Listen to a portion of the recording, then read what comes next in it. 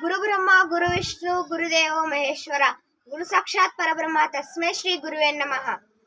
ಪ್ರಸ್ತುತ ಸುಂದರ ಸಮಾರಂಭದ ಅಧ್ಯಕ್ಷರೇ, ಪೂಜ್ಯ ಗುರುಗಳೇ, ಊರ ಹಿರಿಯರೇ ಹಾಗೂ ನನ್ನ ಸಹೋದರ ಸಹೋದರಿಯರೇ, ಎಲ್ಲರಿಗೂ ಶುಭೋದಯಗಳು. ಇಂದು 15 ಆಗಸ್ಟ್ 1947 ನಮ್ಮ ದೇಶ ಸ್ವತಂತ್ರವಾಯಿತು. ಮೊದಲನೇದಾಗಿ ಎಲ್ಲರಿಗೂ ಸ್ವತಂತ್ರ ದಿನಾಚರಣೆಯ ಶುಭಾಶಯಗಳು. ಈ ದಿನದಂದು ನಾನು ನಮ್ಮ ದೇಶ ಕಾಯುವ ಸೈನಿಕರ ಬಗ್ಗೆ ಮಾತನಾಡಲು ಬಯಸುತ್ತೇನೆ. ತಾವೆಲ್ಲರೂ ಶಾಂತಚಿತ್ತದಿಂದ ಆಲಿಸಬೇಕು. ಸೈನಿಕ ಸೈನಿಕ ಅಂತ ಉಚ್ಚರಿಸಬೇಕಾದ್ರೇನೆ ನಮ್ಮ ಮನಸ್ಸಿನಲ್ಲಿ ಏನೋ ಒಂದು ಆಸಕ್ತಿ, ಉತ್ಸಾಹ, ಗೌರವ.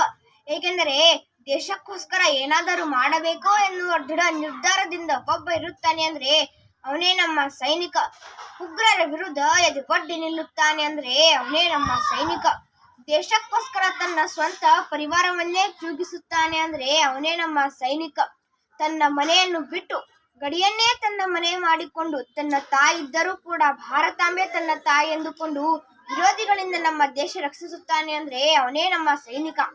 ಓ ನನ್ನ ಭಾರತೀಯರೇ, ನೀವು ನಿಶ್ಚಿಂತೆಯಿಂದ ಮಲಗಿರಿ ಅಂತ ಹಗಲು ರಾತ್ರಿ ಅನ್ನದೇ ನಮ್ಮನ್ನು ಸ್ವಂತದವರು ಅಂತ ಗಡಿಯಲ್ಲಿ ಕಾಯುತ್ತಿರುತ್ತಾರೆ ಅಂದ್ರೆ ಅವನೇ ನಮ್ಮ ಸೈನಿಕ.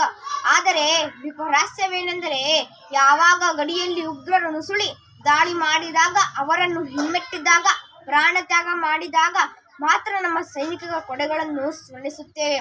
ಗ್ರಾಮಸ್ಥ ಬಾಂಧವರೇ ಹಾಗೂ ನನ್ನ ಸಹೋದರ ಸಹೋದರಿಯರೇ, ನಮ್ಮ ಸೈನಿಕ ಈಗ ಯುದ್ಧ ಭೂಮಿಗೆ ಹೋಗುವ ಅವರ ಮನೆಯವರೆಗೆ ಬರೆದ ಪತ್ರ ಓದುತ್ತೇನೆ. ಎಲ್ಲರೂ ಲಕ್ಷ್ಯ ಕೊಟ್ಟು ಕೇಳಿರಿ.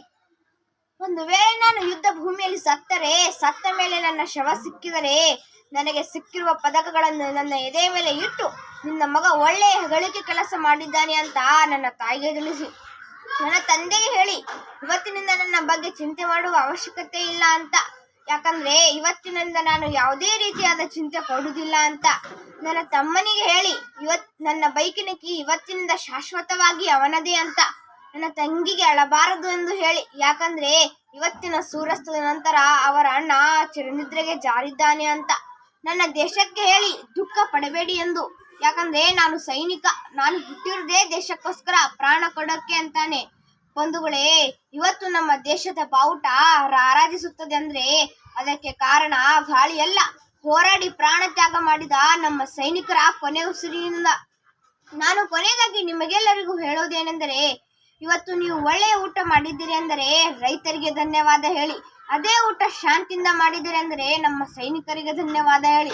ನಮ್ಮನ್ನು ಗಡಿಯಲ್ಲಿ ಕಾಯುತ್ತಿರುವಂತಹ ನಮ್ಮ ವೀರ ಯೋಧರಿಗೆ ಹೃದಯಪೂರ್ವಕವಾಗಿ ನಮನಗಳನ್ನು ಸಲ್ಲಿಸುತ್ತಾ ಇಷ್ಟು ಹೇಳಿ ನನ್ನ ಚಿಕ್ಕ ಭಾಷಣ ಮುಗಿಸುತ್ತೇನೆ. ಜೈ